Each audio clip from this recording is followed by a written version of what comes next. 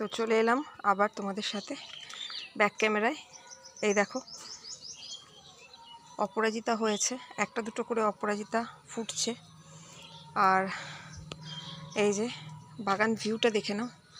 এই দেখো আজকে চলে এসছে আমার চন্দন জবা গাছটা, তো বেশ ভালোই ফুল দিচ্ছে, প্রতিদিনই দুটো চারটে করে ফুল পাই। আজকে একটা লাল জবা ফুটেছে। আজকে জবা ফুল প্রচুর ফুটেছে, মানে প্রত্যেকটা গাছেই মোটামুটি জবা ফুল ফুটেছে।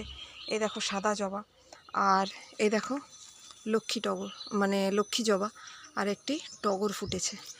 তো আজকে মোটামুটি সবই ফুটেছে। চলো আমি ফুলগুলো আস্তে আস্তে একে একে তুলে নিই, কারণ আজকে মন্দির থেকে এসে আগে ভাতটা বসিয়ে দিয়েছি, তারপরে আর বাগানের দিকে আসা হয়নি। এই দেখো অনেক দিন পর এই যে সুগন্ধি টগরটা ফুটেছে, এটাতে খুব মাইল্ড একটা গন্ধ আছে।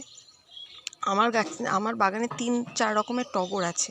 তো বৈকুণ্ঠ টগরটা ছিল, বৈকুণ্ঠ টগরটা মরে গেল কিছুটা, মানে বাগানটায় একটু অযত্ন হয়ে গেছিলো, সেই জন্য মরে গেল। দেখি ওটা আবার এই গরমকালে কিনে আবার লাগাবো, কারণ ওটা আমার খুব প্রিয় গাছ, আমার খুব ভালো লাগে। তোমাদের সাথে কথা বলতে বলতে ঝুড়িটা আনতেই ভুলে গেলাম। তো ফুল তোলার চুবড়িটা আনিনি, তার জন্যে এক হাতে ফোন ধরে আর এক হাতে ফুল তুলতে খুবই অসুবিধা হচ্ছে। তো চলো একে একে আমি ফুলগুলো তুলে নিই। তোমরা কে কে বাগান করো, কিভাবে করো, মানে কীরকম যত্ন নাও, অবশ্যই আমার সাথে শেয়ার করো। কেন কি আমি একটা প্রবলেমের মধ্যে আছি। কীরকম প্রবলেম? এই দেখো ডালিম গাছটা দেখতে পাচ্ছ, ফুল এসছে। এই যে ডালিম গাছটা দেখছো তো, কত ফুল চলে এসছে গাছটাতে, কিন্তু ফুল আসছে, ঝরে যাচ্ছে ফুলগুলো, সেগুলোতে আর ফলে পরিণত হচ্ছে না। আর এদিকে দেখো বগনভেলিয়া গাছটা, কত সুন্দর ঝাঁকড়া ঝাঁকড়া ফুল চলে এসছে বগনভেলিয়া গাছটাতে। হ্যাঁ, ভীষণ ভালো লাগছে দেখতে। তো বগনভেলিয়া গাছটা আমাকে নিরাশ করেনি। আর এদিকে চাপা গাছটাতেও ফুল চলে এসছে, তো মোটামুটি করে ফুল আসছে। তো তাতেই অল্প বিস্তর গোপালের বা ওদিকে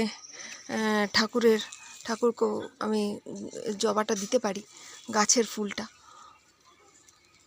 তো এক হাতে করে ফোন ধরে এক হাতে করে ফুল তুলতে যথেষ্ট অসুবিধেই হয়। তো ওই কারণেই আসলে আমি তো অতটা পটু নই ভিডিও করতে, সেই জন্যই আমার একটু অসুবিধে হচ্ছে। তো চলো, আমার তো ফুল তোলা হয়ে গেল। এই যে আজকের ফুল দেখে নাও, সব ফুলই মোটামুটি তুলে নিলাম, হাত ভর্তি